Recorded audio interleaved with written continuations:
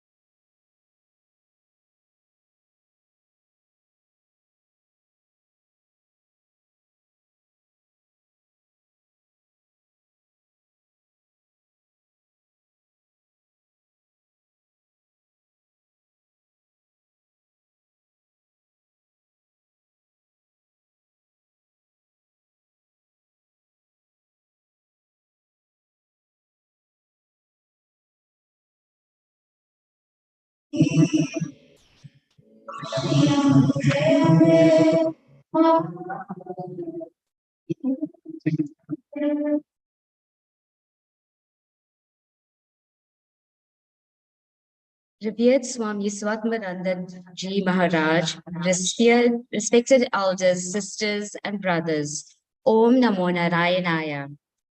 On behalf of revered Swami Smarandaranda Maharaj, I extend a warm and loving welcome to this evening's satsang. It is an honor to welcome Dr. Usha Vasthare, who is our guest speaker tonight. Dr. Usha Vasthare is a neuroscientist and a former faculty member of the Temple University School of Medicine, Philadelphia. Dr. Vasthare's topic is practical Vedanta.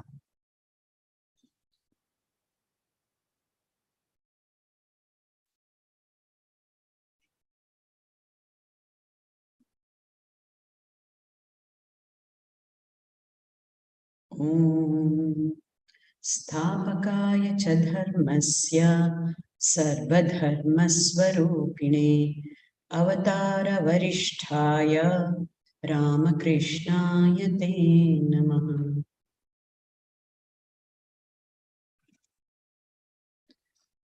My loving pranams to Puja Swami Swatma Ramanandaji, and my loving pranams to all my dear devotees.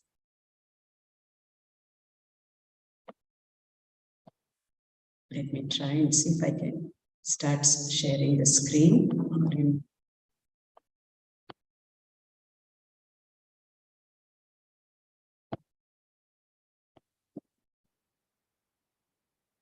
All right.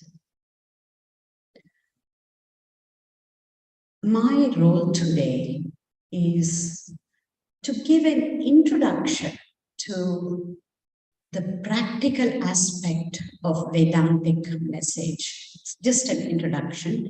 Yes, of course, you will find some answers to some of the questions you may have.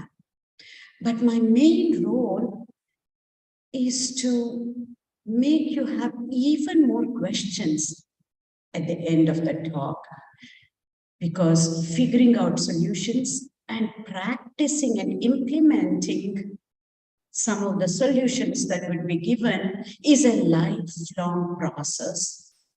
And you will have our Swamiji available to you all the time. So you may go to Swamiji for some of the, or most of the questions that would be raised. So that is my role today, to raise even more questions in your minds.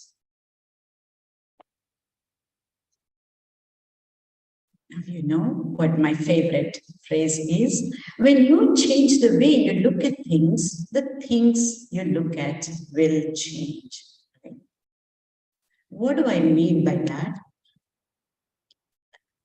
You're all familiar with the Holy Trio's teachings and some of the quotes that even I'm going to be saying, but we're going to look at our master's teachings from a different perspective.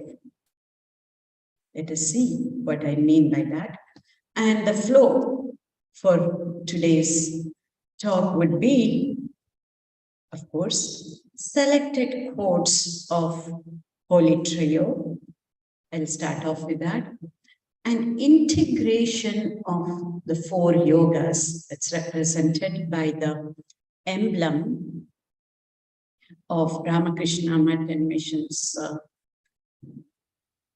emblem, and some aspects of the essence of Vedanta, practical Vedanta, which I'm going to call that as Viveka Vedanta.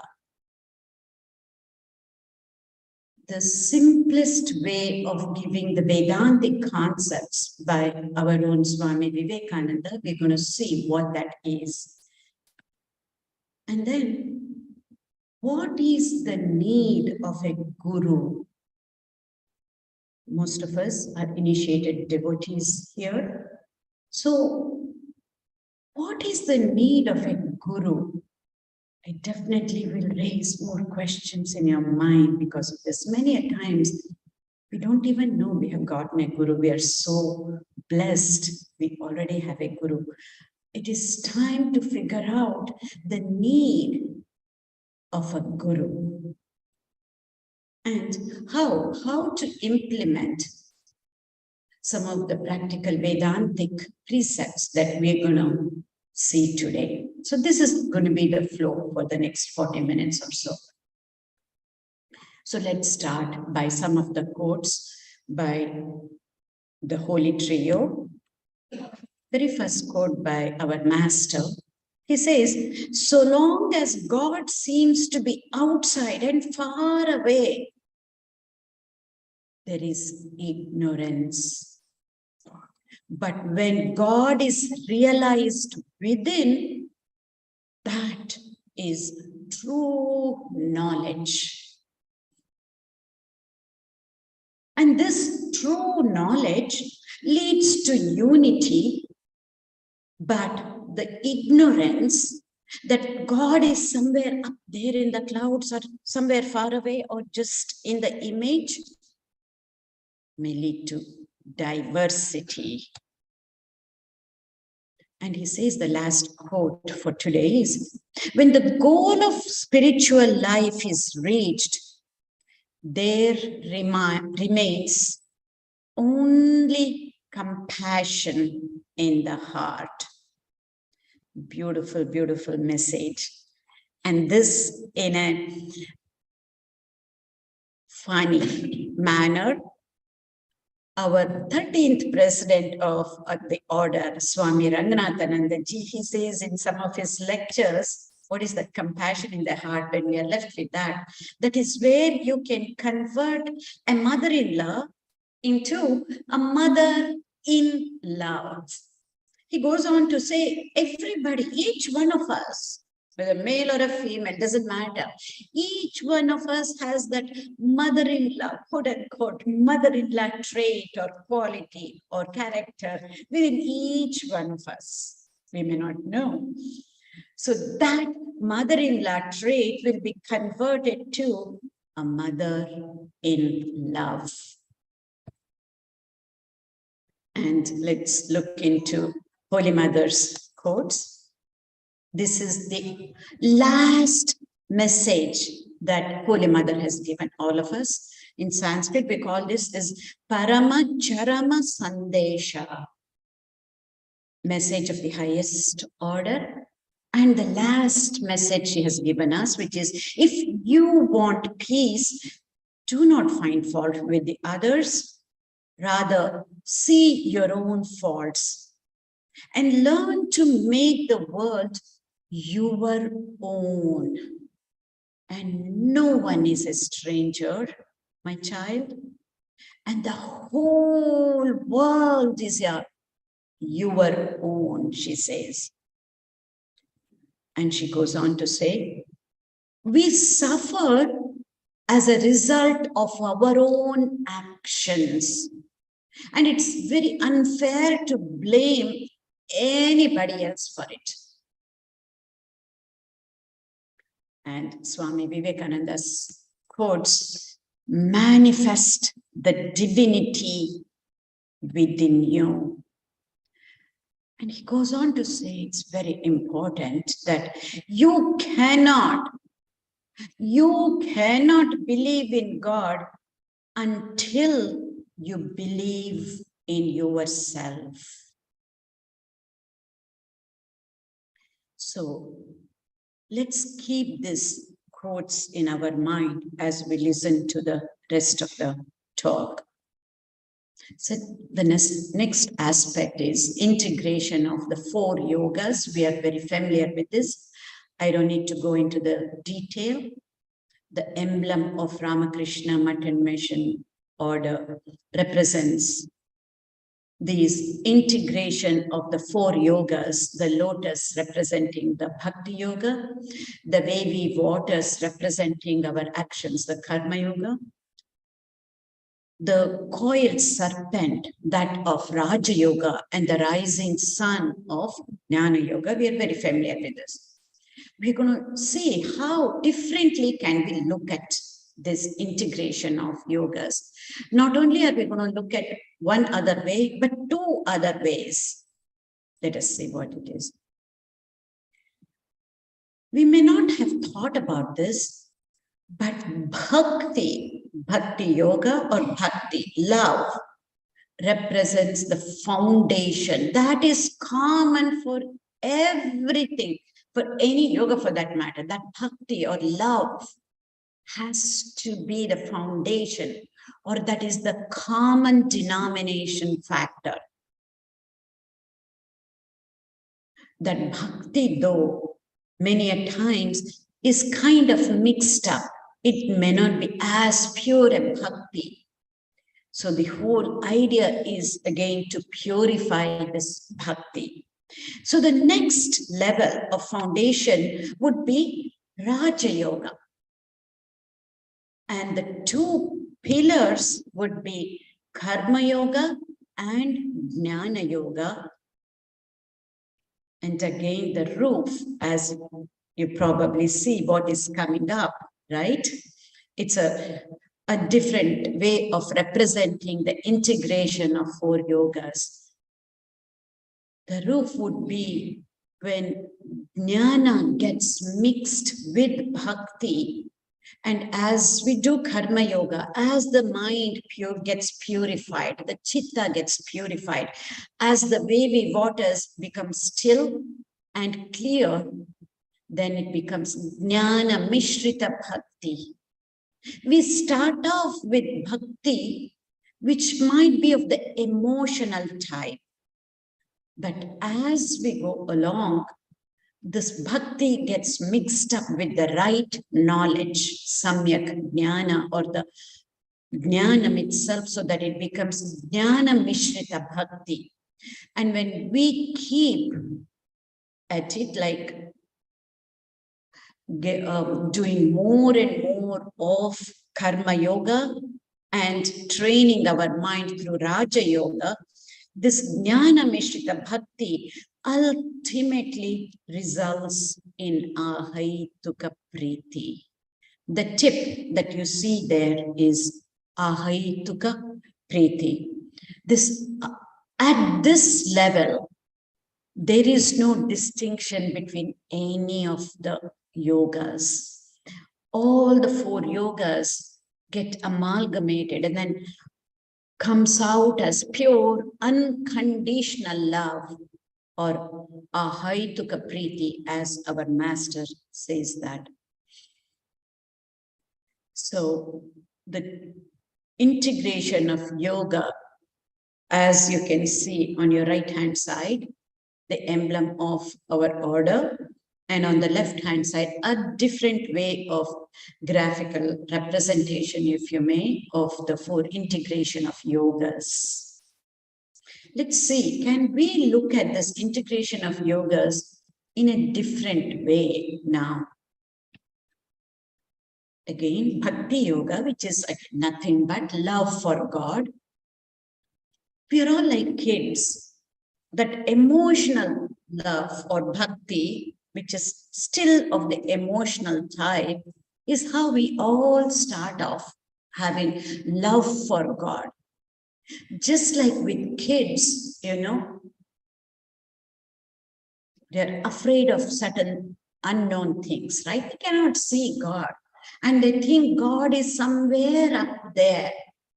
And if I'm doing everything good, then the God will give us that punya.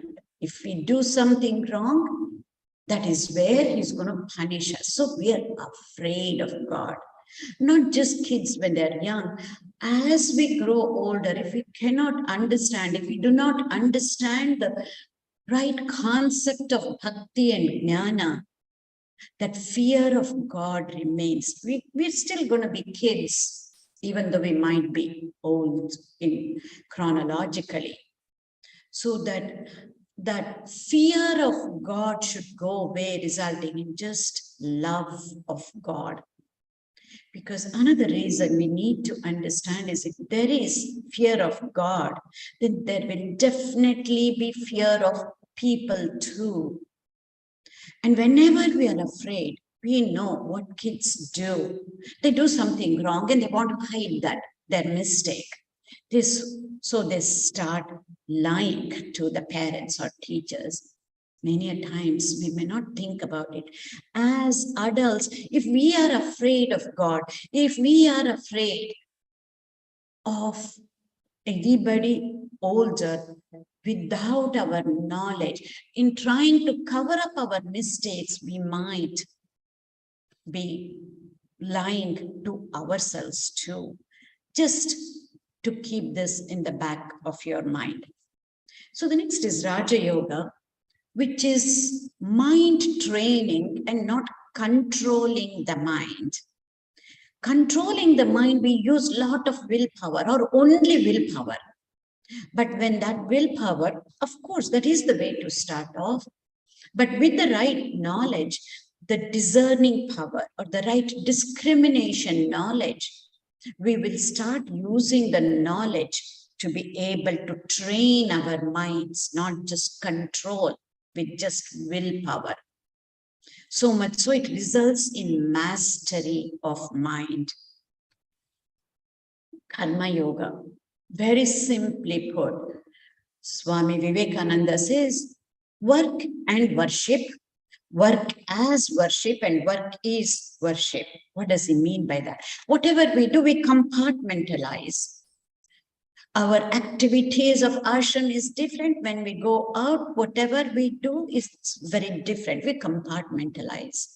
That is work and worship. Again, there is no right or wrong with anything that I'm saying.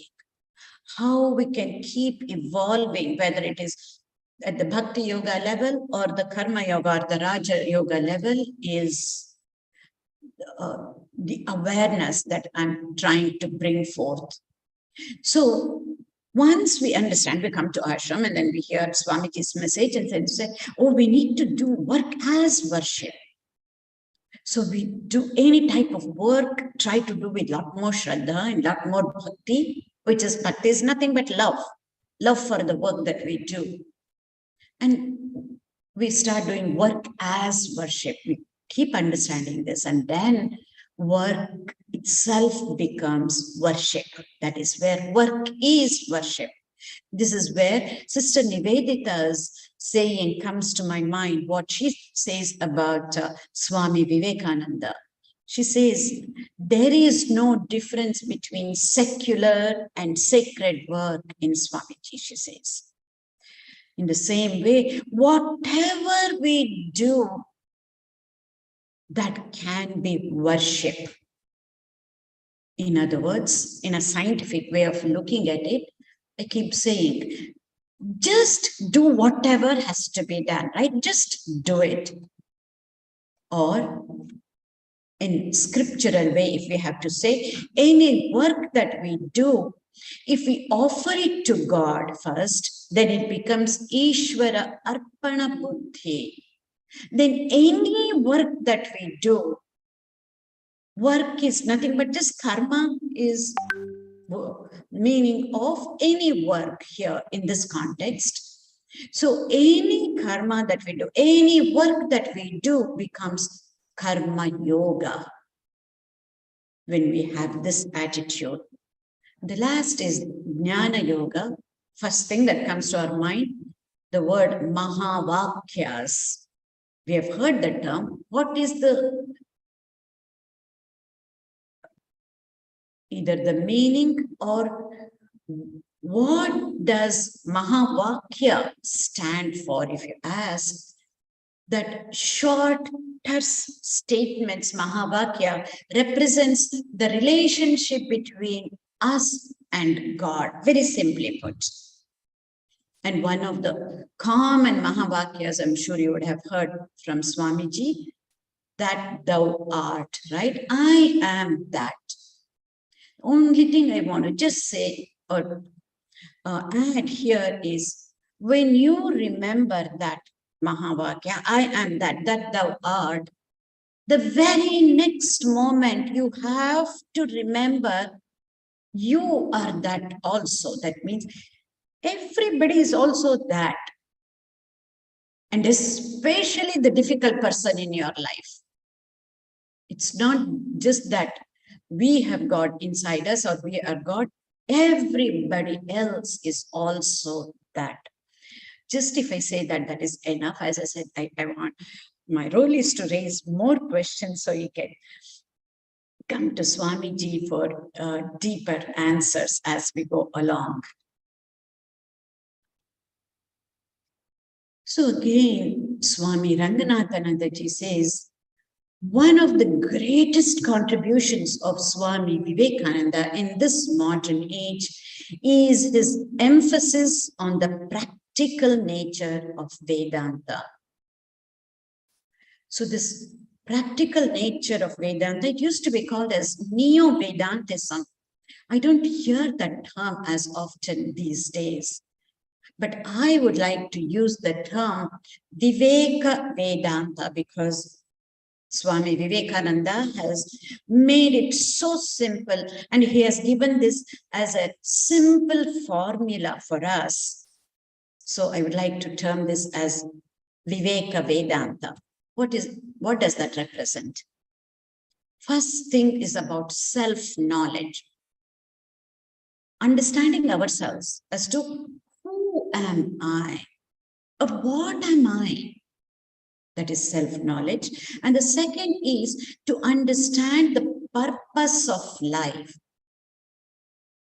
Purpose of life of human beings. And he says that is twofold purpose. We will just look into these a little deeper, which is the very essence of Viveka Vedanta is simply put, you cannot get any simpler than this, I can assure you. That is how Swami Vivekananda has given this on a platter. We need to just comprehend and to put it into practice the rest of our lives until our last breath. The first aspect is, who am I? What am I? He says very simply, man's real nature is divine,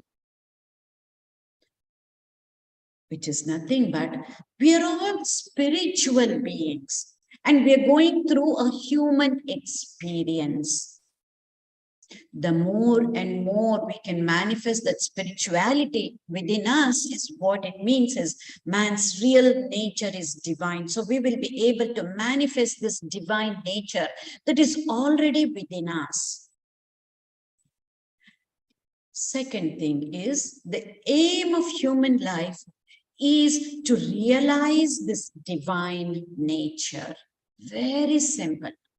We cannot get any simpler than this. We just have to understand what is this divine nature, that's all, which is what we're going to do. Aim of human life, everybody's life, whether the person knows it or not, and whether the person is a follower of our master or not, it really doesn't matter. Every human being's aim of his or her life is to realize this divine nature that is already present within us. The third aspect is again, aim of human life is to help manifest this divine nature in others. As we are manifesting this divine nature within us, we need to be able to help others manifest this divine nature. Just three aspects, and the rest of the talk revolves around these. And let us see, keep this in the back of your mind as we go along. So let's take each one and then see what it represents. The essence of Viveka Vedanta again. What does he say? The real nature of man is divine. In other words, man is potentially divine. We have the divinity within us, but we need to manifest that divinity. It is in a potential form. And how do we manifest the divinity is what we're going to see. But this, the divine nature of man or the relationship of a human being with God is what is represented by Mahavakya. I said that. And that is what it says in classic Vedanta. That is what is said in our Upanishads, but it has been profounded deeply by Sri Shankaracharya. You just have to, you don't need to remember, but these words come up again, and then we need to at least hear these terms when we get into Vedanta of the Upanishads. So the four Mahavakyas is Aham Brahmasmi Pragnanam, Brahman Tattvamasi, and Ayamatma Brahma. That's enough. It's just to know the relationship between us and God. These are the four classic Mahavakyas. But people say there are many more Mahavakyas.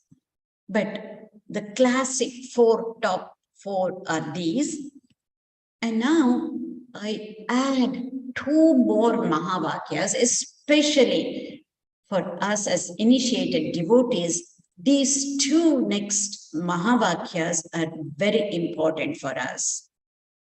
This is what Neo-Vedantism would represent, or what I call as Viveka Vedanta.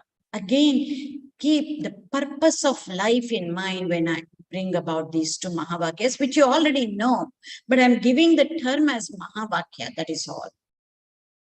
Keep the purpose of human life, that it is to manifest this divinity within us. And second purpose is to help manifest the divinity in others also. What are those two Mahavakyas that is special for us is Atmano Mokshartham Jagat Hitaya Cha and Shivajnani Jiva Seve. We know, we have heard about this. What does that represent? Atmano Mokshartham Jagat Hitaya Cha. When we go do service to others, we were in one of the sub-centers of this headquarters yesterday and day before. We were part of the distribution of books and other reading materials for kids in schools. That is where it starts, because we are doing good to others as we are trying to free ourselves. Atmano Mokshartham.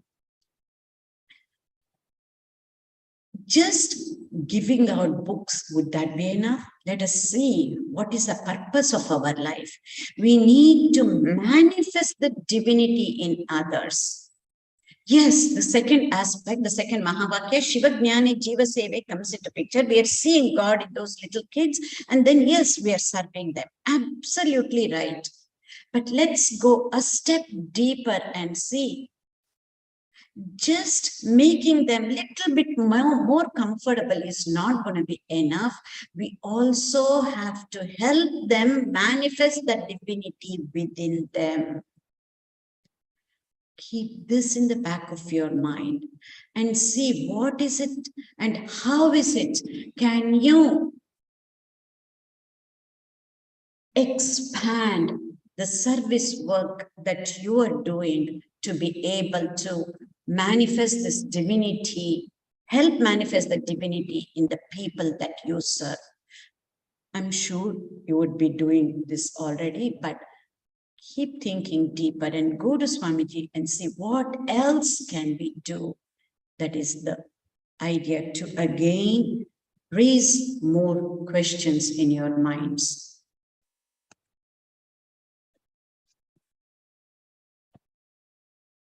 So now we have to know, we're talking about divinity, right? Divinity 101. Is it the same system here in South Africa? In US, it is any initial basic course is 101, right? Is it the same thing here? Okay, then it's easier. Now we know. Divinity 101. Let's see, what do we mean by we are divine beings, or man's real nature is divine? What does that mean? Let us look into the qualities, divine qualities. I have just listed a few. We can come up with many, many more divine qualities than what I have listed here. Starting with love, compassion, empathy, forgiveness, the quality of forgiveness. lack of jealousy, understanding others, and accepting others. Let us say, I've just chosen a few. You can add any more that you want. If these are divine qualities, then what are human qualities? The question will come up in our minds, isn't that so? Then what are the human qualities? Let us see. Is that the same divine qualities that we also have? Love, compassion, empathy, forgiving nature, lack of jealousy, and we accept others, right? These are human qualities too. Then what makes them divine qualities? Have we thought about it? The only thing that makes these same human qualities divine qualities is that we express these qualities or we manifest these qualities only towards some people. And even towards that some people only for some time. If our own kids, we have raised our own kids, if they don't listen to us, what happens? At that time, where is our compassion? Where is our understanding? Can you see? The same divine qualities, we also share those as human beings, but we do not manifest these divine qualities towards everybody and all the time. When we make it so simple, this is what Swami Vivekananda has told us. Then all we need to do is to work towards first at home, work towards expressing these divine qualities first towards our own people, at least most of the time. Then keep expanding that circle, that inner circle, to include others, to include when you come to the ashram to other devotees, and even outside of this, keep expanding so that you can manifest and express these human qualities towards more and more people, and most of that time that becomes divine qualities. Isn't that so simple? When we look at it this way, this is all we need to do. One aspect here is what keeps us at that level of being human is that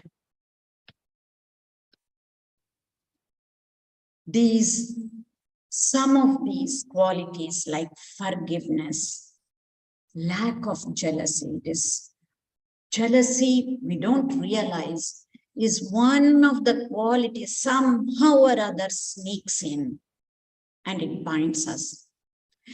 We may accept others without understanding them. And what do we base on when we accept others? Do we accept others based on the divinity that is in others? Or just accept them because we know we need, it's not about toleration like Swami Vivekananda has said, and so we just have to accept. Just keep this in the back of your mind as we go along. So as we manifest this divinity, these qualities, when we keep expanding, how do we do this is the first and foremost important. Another function of human beings that makes us really human beings and that differentiates us as human beings from the rest of the animal kingdom is this self-awareness. We need to be aware of whether are we compassionate? Are we compassionate towards ourselves? Are we empathetic about ourselves first? We need to do all of this towards ourselves just so that we can do with others. So the most important quality as self-awareness need to get heightened to manifest this divinity. So how do we manifest these divine qualities or human qualities to become divine qualities is, in a scientific way, if I have to say, we need to renunciate our lower self, which has so much of negativity and all types of biases is what we have as lower selves. This is what keeps us dissatisfied. We have everything in life, but we are still not satisfied enough. And we are never content, and we are never fulfilled in our lives because of this lower nature. And the way we need to express these divine qualities is by renunciating that lower self and manifesting the higher self, which is looking everything in a mindful manner or in an objective manner and seeing the reality as it is, not the way we want it to be, and to lead a life with fulfillment. Many a times we do these things, anything that we do for fulfillment. And there is a difference between leading a life for fulfillment as opposed to leading a life with fulfillment. Just for you to think deeper. And how do we do this? This is where the need of a guru plays a huge role. And most of us as initiated devotees, we are blessed that we already have a guru. And let us see the need of a guru. Why? Why do we need a guru? Again, my role is for you to look at the need of a guru from a different perspective. When you change the way you look at things, the things you look at will change, right? So why do we need a guru? For us to understand God with a small g, as our Swamiji helps us to differentiate between God with a small g and God with a capital G. He keeps explaining this to us, right? So to understand any God with a small g, like our favorite Rama, Krishna, Narayana, Hare, Lakshmi, Saraswati, these are all gods with a small g. Really, we don't need a guru at all. We can easily understand these gods. Think about it. These are all open-ended concepts for you to reflect on.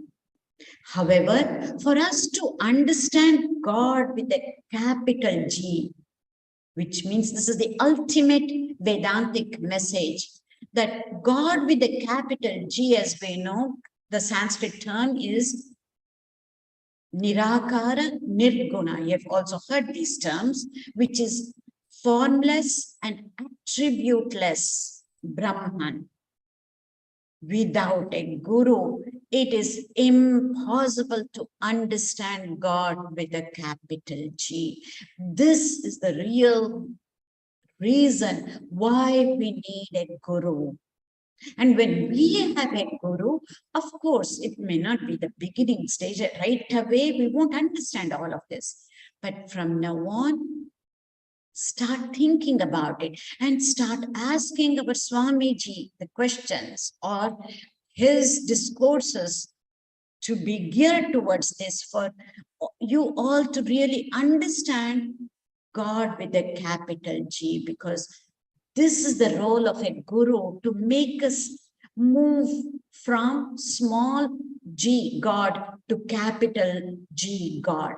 And once you understand, it's not that we don't have the need for God with a small g. Of course, there will always be a need, and then we can keep moving back and forth. God with a small g and God with a capital G. ultimately the role of a guru would be to show us that guru is already within you in the form of knowledge, in the form of self-awareness, but ending in experience. That's what it says. Anubhava avasanat. Everything has to end with experience. And that self-awareness is the knowledge. So much so, it says, Arive Guru. Guru, we understand. Arivu means awareness. It has been said in Upanishads, and more recently, as one of the vachanas, it comes as Arive Guru. Our master or guru is needed for us to understand that guru, the concept of guru, the message of guru is already within you. And it has to end in the experience of knowing that and experiencing that and manifesting that quality of the guru outwardly. For this, that is why even if you just take a quality of a guru and then you keep manifesting that quality of guru, expressing that quality of guru, you'll be able to understand what I'm trying to say. Again, going further into need of a guru, looking from a neuroscience perspective is, you have heard me talk about neuroplasticity and being neurosculptors of our lives. What does neuroplasticity mean? If we change our mind, if we look at things in a very different way, that means our perception changes, our attitude changes, our mindset changes over a period of time, the structure and function of the brain itself changes so as to lead to permanent changes in our lives. This is how our relationship with others and looking at others should be based on the primal quality of the divine nature within us is what this is all about. So we have to keep practicing, changing our mindset, changing our perception, changing our attitude to look at the divine nature in each and everybody. This is the neuroscience angle of the need of a guru.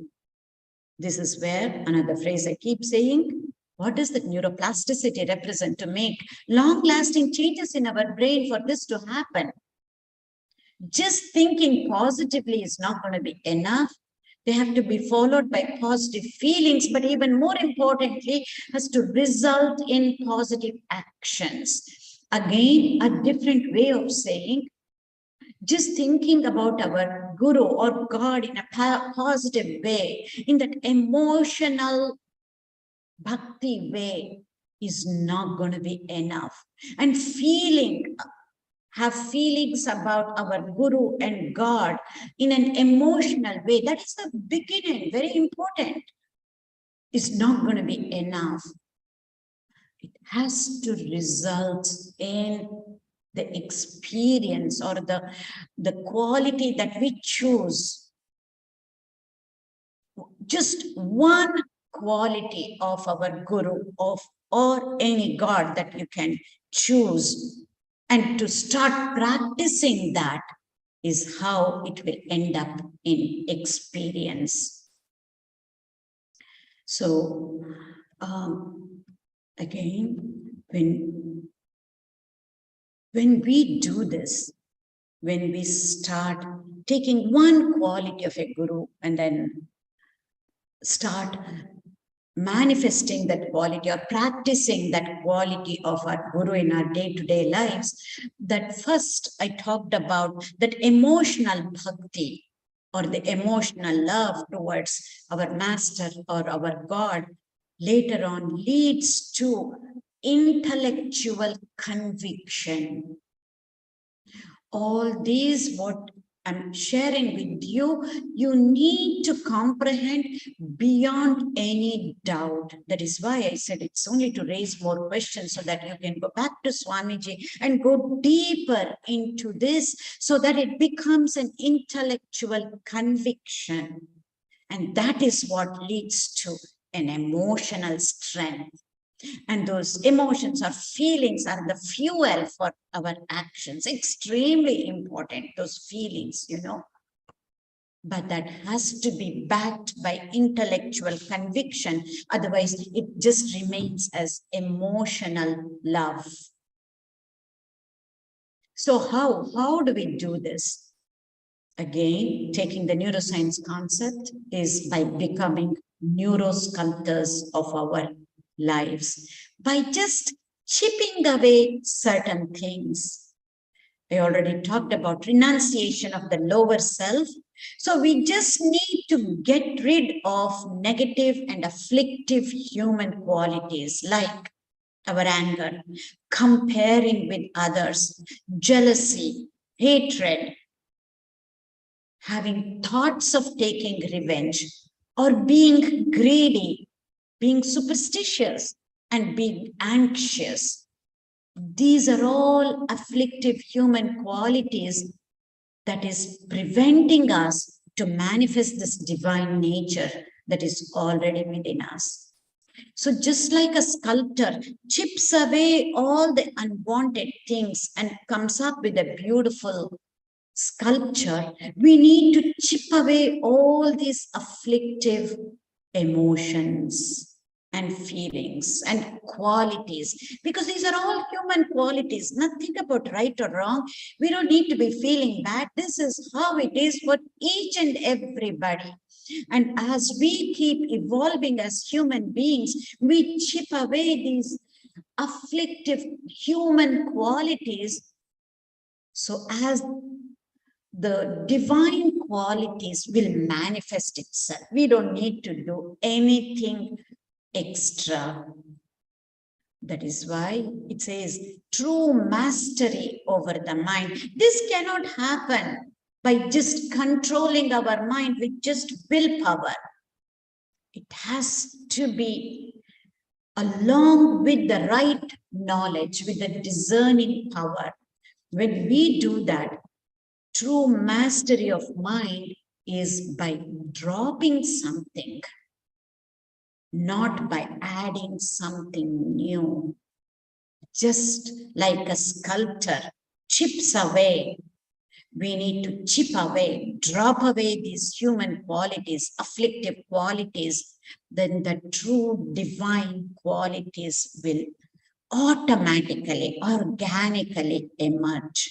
And this is what we say in a scientific manner. It's nothing but evolution of human beings. So we can all become neurosculptors of our lives. We are the marble. We are the sculpture. We can chip away and make our lives the way we want it. And we are the sculptors too. 3 in 1. And what are our tools? First tool is the self-awareness, as I talked about. And the other tools are choosing that we have to be doing this. Is that free will? The discerning power, or the power of discrimination to know what are afflictive emotions or feelings or qualities and what are the uplifting human qualities. That discerning power. And also we still need that willpower to be able to chip out on a regular, constant basis, which is always until, and we have this opportunity until our last breath. So that is what is represented in this pictorial form.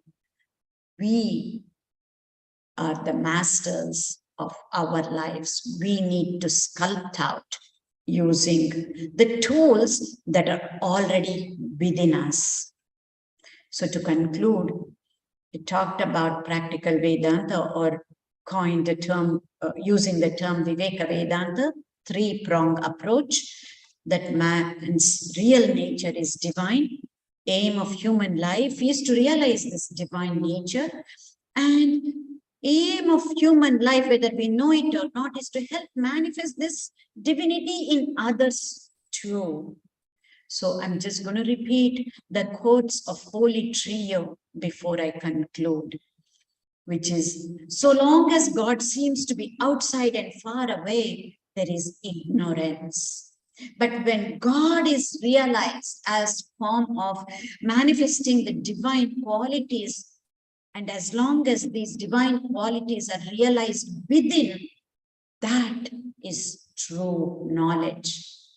Knowledge leads to unity, and ignorance leads to diversity.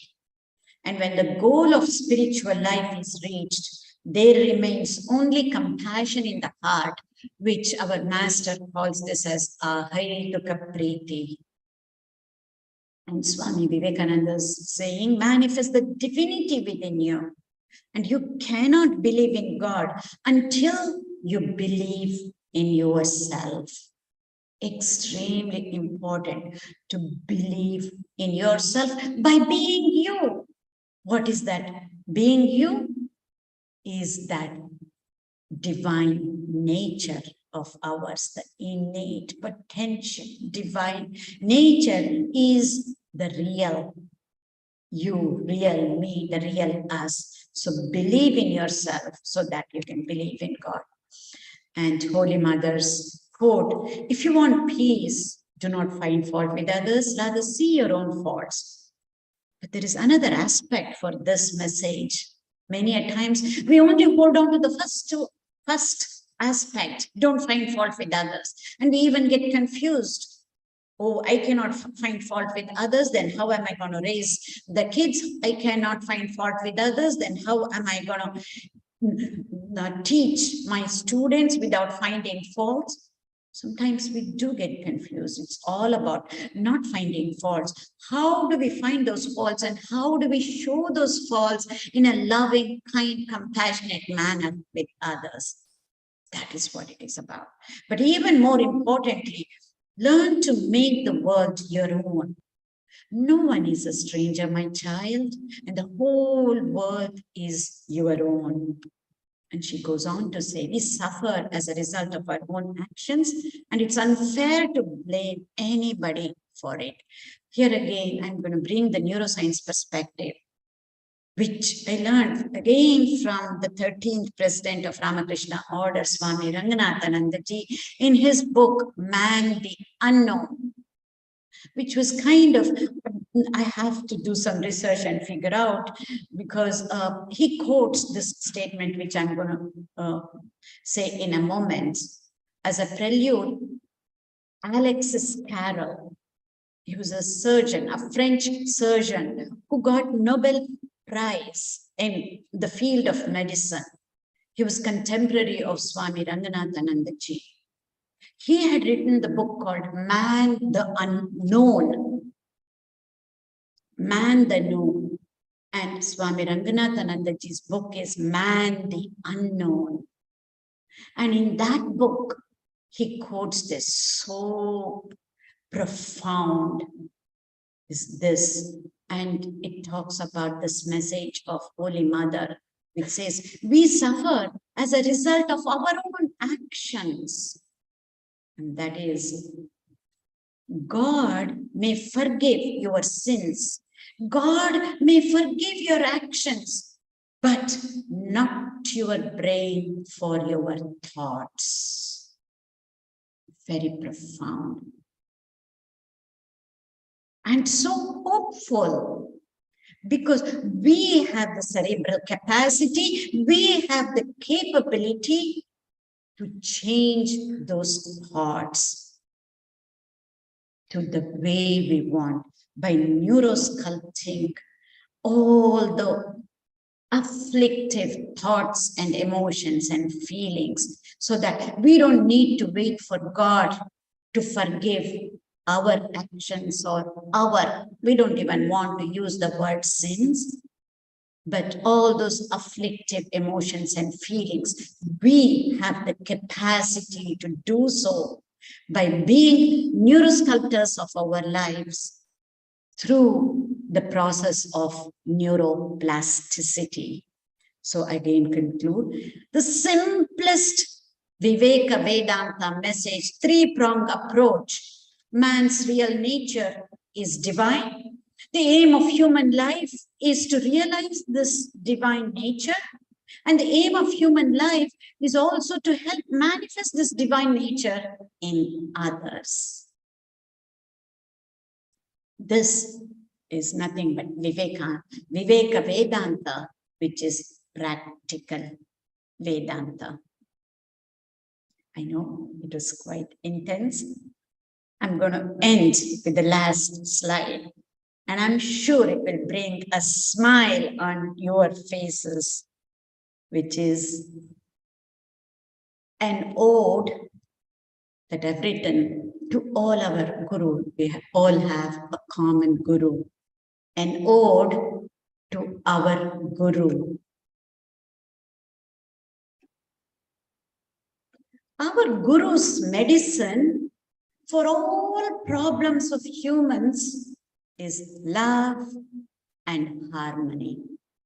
Our Guru's medicine for all problems of human life is love, that unconditional love, ahaytuka priti and harmony.